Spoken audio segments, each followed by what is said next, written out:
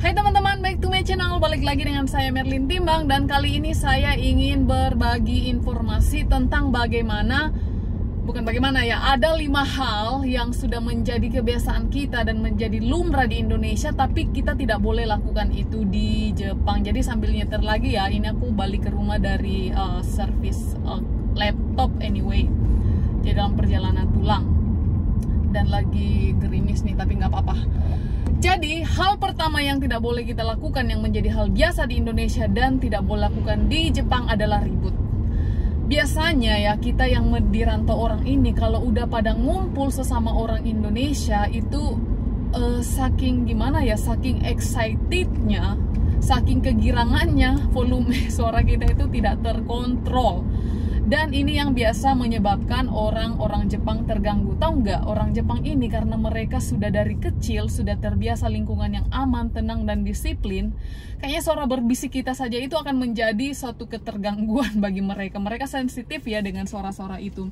Jadi tidak sedikit teman-teman yang baru datang atau pendatang baru itu didatangin polisi ke rumah mereka dan dapat cuy atau dapat warnings gara-gara ribut. Apalagi kalau sudah libur, teman yang dari kampung sini ngumpul, makan-makan, masak-masak, budayanya kita itu ya saling roasting, satu sama lain pasti akan ribut. Jadi itu tidak boleh dilakukan. Dan apalagi kalau di atas jam 9 malam, jadi please hati-hati. Di Indonesia sampai jam berapapun ya, gimana pun ributnya masih dimaklumi ya di beberapa tempat pada umumnya ya. Tapi kalau orang Jepang itu tidak menegur kita secara langsung, jadi langsung telepon polisi, siapa yang lapor kita nggak tahu. Entah tetangga di sebelah kanan, sebelah kiri, atas atau bawah, kita tidak tahu.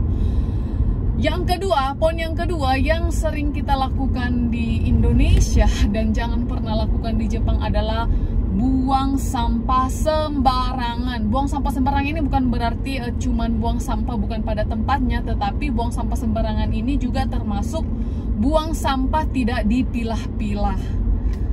Ngeri ya Jepang ini ya, maksudnya merepotkan banget ya, tetapi itulah aturan mereka supaya tercipta lingkungan yang baik dan sehat. Jadi mereka itu memisahkan sampah plastik, sampah yang bisa didaur ulang, sampah yang sudah tidak bisa didaur ulang, sampah botol, sampah kaleng-kalengan, sampah kardus. Jadi ada dua ya, sampah yang boleh daur ulang, tidak didaur ulang. Yang bisa didaur ulang itu bisa yang kayak plastik-plastik, apa sih yang kresek-kresek atau bungkus-bungkus apa. Kemudian kertas-kertas ya, yang nggak bisa didaur ulang apa ya. Banyak lah pokoknya itu harus dipisahkan. Nanti teman-teman kalau datang di Jepang itu akan langsung dikasih selembaran petunjuk mana sampah yang bisa didaur ulang, mana sampah yang tidak bisa didaur ulang. Dan sampah ini memang agak ribet. Sampah yang harus dibuang pada hari ini, sampah yang tidak boleh dibuang pada hari ini. Dan kalau dibuang itu harus pakai plastik yang warna seperti ini tuh tergantung setiap daerahnya. Jadi sampah ini perlu belajar 1 hari kali ya untuk mengetahui dengan jelas. Kalau tidak, teman-teman juga akan didatangin oleh petugas sampah. Dan lagi hujan lagi kan. Dan akan wait mana nggak jelas lagi. Dan teman-teman akan dapat warning. Jadi teman-teman harus ingat jenis sampah itu harus dipilah-pilah, bisa didaur, bisa didaur, nggak bisa didaur ulang lagi. Botol kaca, kemudian sampah kaleng, kemudian kardus itu terpisah tergantung daerahnya. Setiap hari apa bisa dibuang, nggak bisa mengeluarkan sampah setiap hari, dan pakai plastik warna apa. Itu yang kedua ya. Dan yang ketiga adalah di Indonesia kita nggak terlalu ribet dengan ngantri ya.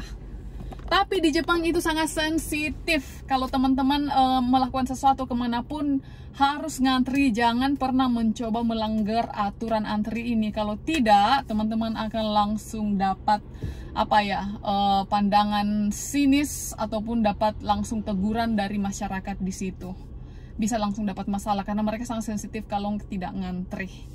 Oke, yang keempat adalah di Indonesia, aku nggak tahu ya kalau sekarang, soalnya udah 7 tahun ya, mungkin ada perubahan.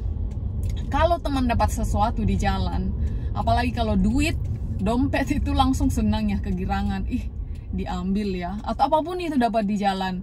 Jangan pernah ngambil itu. Boleh silahkan diambil, tapi dibawa ke kantor polisi terdekat.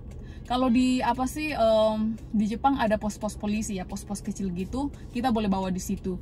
Di Jepang itu sekecil apapun, sebesar apapun, seberharga apapun, setidak seberharga apapun itu jangan pernah berani mengambil. Boleh diambil tapi diantar ke pos polisi atau petugas yang berwenang untuk itu.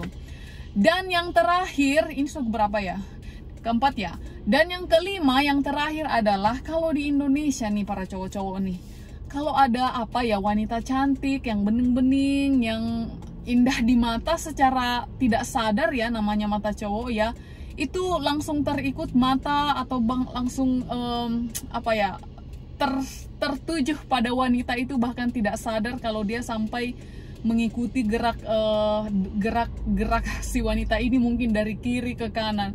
Itu sangat tidak boleh dilakukan di Jepang. Kita tidak boleh melirik, melihat, apalagi menggoda atau sweet gitu kan. Kalau Indonesia kan ya biasa ya, maka malah biasa banyak cewek yang kegeeran kalau sini. Kalau di sini jangan pernah, karena apa?